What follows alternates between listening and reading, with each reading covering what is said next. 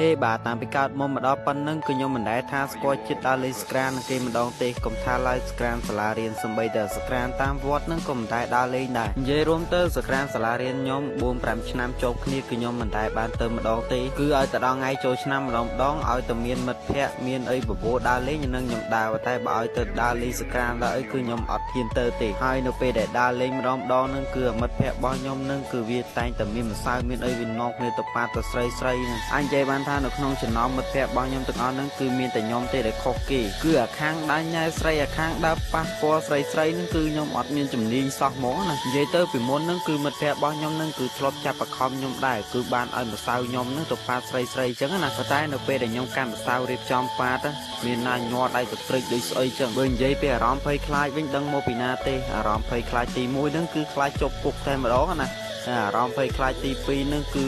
នៅពេលដែលយើងប៉ះពាល់ទៅលើ